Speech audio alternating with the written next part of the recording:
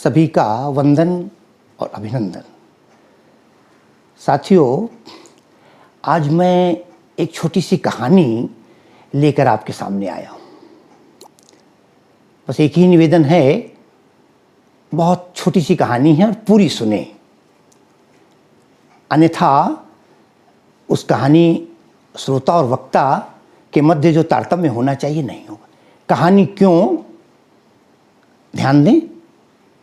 धन ना रहेगा, धन वाले ना रहेंगे यहाँ, ना ये धवल धाम की निशानी रह जाएगी। जिसको कहे तू मेरा, तेरा न होगा वो, तेरी अपनी ही बेगानी रह जाएगी। जिस पर तू फूला फिरे आज मकरंद तुल्य, वो भी मदमस्त ना जवानी रह जाएगी। काल के कुचक्र चक्र से न बचा शेष कोई, कहने को केवल ये कहानी रह जाएगी। क्षणभंगुर शरीर है, मृत्यु सुनिश्चित है, केवल कहानी शेष रहती है। मैं एक कहानी सुनाना चाहता हूँ। पौराणिक काल में एक राजा के दरबार में एक आचार्य जी थे। बहुत विद्वान थे, शास्त्रों की जानकारी थी। सबसे बड़ी विशेषता ये थी कि वे पशु पक्षियों की भाषा भी जानते थे। पशु भी कुछ बोलते हैं, पक्षी बोलते हैं, खग जाने खगही की भाषा। एक दिन बाजार में टहलते हुए आचार्य जी ने सुना एक पेड़ पर एक पक्षी बैठा हुआ है। थोड़ी देर बाद दूसरा पक्षी उड़ के वहां बैठ गया आकर के। पहला पक्षी दूसरे से बोला, देखो ये गाय आ रही है, अब ये थोड़ी दूर आगे चलेगी तो एक पेड़ गिरेगा और गाय मर जाएगी। पंडित जी सुन रहे थे। गाय आगे चली, ना आंधी थी न तूफान था, एक बहुत बड़ा पेड़ गिरा और उस गाय की मृत्यु हो जाती है। पक्षी ने फिर दोबारा दूसरे पक्षी से कहा, देखो ये आदमी आ रहा है, ये थोड़ी दूर जाएगा, 1 किलोमीटर भी नहीं पहुंचेगा और एक किसी वाहन के द्वारा इसकी दुर्घटना होगी और मृत्यु हो जाएगी। पंडित जी अगले चौराहे पर चले गए। थोड़ी देर बाद एक आदमी आता है और एक वाहन से उसकी दुखद मृत्यु हो जाती है। पंडित जी पक्षी के पास आते हैं। जब पक्षी की भाषा में बोले कि क्यों भाई, आप लोगों ने 2 भविष्यवाणियां कर दी, आखिर आप कौन हैं? उन्होंने कहा, मुझे समय का पूरा बोध है, भविष्य वक्ता हूं। पंडित जी ने कहा, मैं एक चीज जानना चाहता हूं, मेरी मृत्यु कब होगी? उन्होंने कहा, पंडित जी आप जाइए, अभी 12 वर्ष कोई चिंता मत कीजिए। उन्होंने कहा, बात 12 वर्ष की नहीं है, मुझे ये जानना ये कि मेरी मृत्यु कैसे होगी। उस पक्षी ने उसी भाषा में कहा, 12 वर्ष के बाद तुम्हारी मृत्यु नदी में एक मगर के खा जाने के कारण होगी। मगर तुम्हें डस लेगा। पंडित जी के चेहरे का रंग पीला पड़ गया। उसने कहा, किसी को बताना नहीं, नहीं तो सारी समस्या आ जाएगी। पंडित जी ने किसी को नहीं बताया, मगर एक काम जरूर किया। पंडित जी ने गंगा स्नान करना, नदी में जाना, तालाब में जाना, सब बंद कर दिया। समय बदला आगे।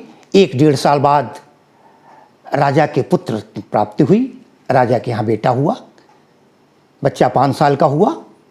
उसकी पढ़ाई का प्रारंभ हुआ। बच्चे ने बड़े प्रेम से कहा कि जिन पंडित जी ने हमारे संस्कार कराए थे, विद्यारंभ शुरू कराया था, मैं उन्हीं से विद्या ग्रहण करूंगा। आदेश हो गया। आचार्य जी आने लगे। बच्चा पढ़ता रहा, बड़ा कुशल पारंगत बच्चा निकला। जब बच्चा लगभग 10 साल का हो गया, उस साल महाकुंभ का मेला पड़ा प्रयाग में। बच्चे ने अपने पिता से जिद की कि मुझे कुंभ में स्नान करने जाना है। राजा ने कहा, कोई बात नहीं, चले जाओ, सैनिक भेज देते हैं। उन्होंने कहा, नहीं, मैं पंडित जी के साथ ही जाऊंगा। पंडित जी बुलाए गए। राजा ने आदेश दिया, पंडित जी, राजकुमार का मन है कि वो आपके साथ जाकर के कुंभ में स्नान करे। पंडित जी राजा जी के पैरों पर गिर पड़े। राजा बोले, ये क्या कर रहे हैं? उन्होंने कहा, मैंने आज तक जो बात आपसे छिपा कर रखी थी, आज मैं बताना चाहता हूं एकांत में आपको। राजा पंडित जी की बात सुनने जाते हैं। पंडित जी कहते हैं, मुझे ये पता लगा था कि 12 वर्ष के बाद मेरी मृत्यु जल में मगर के डसने से होगी, और ये 12वां वर्ष चल रहा है।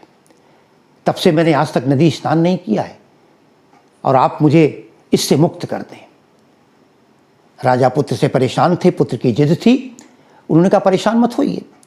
उन्होंने कहा मैं इलाहाबाद तक चला तो चला जाऊंगा, लेकिन मैं इसे गंगा स्नान नहीं करवाऊंगा। उन्होंने कहा नहीं, बेटे की इच्छा है और आपको कराना होगा। राजा की आज्ञा हुई, बोले कि ऐसी नाव बनाई जाए जिस नाव में मक्खी भी प्रवेश न कर पाए, ऊपर जाल लगा हो, मच्छर भी ना आ पाए, इतना महीन जाल हो कि केवल उसमें 2 लोग होंगे, एक पंडित जी और एक बेटा, और वो नाव संगम में जाएगी और बच्चे को स्नान कराएगी। ठीक है, अच्छी सुरक्षा हो गई।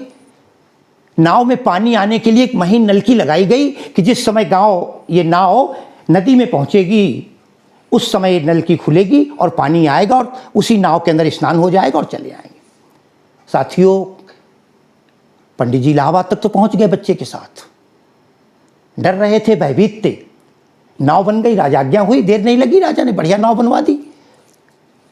जिस समय पंडित जी नाव में बैठते हैं, नल का हिस्सा खोला जाता है, पानी अंदर आना शुरू होता है।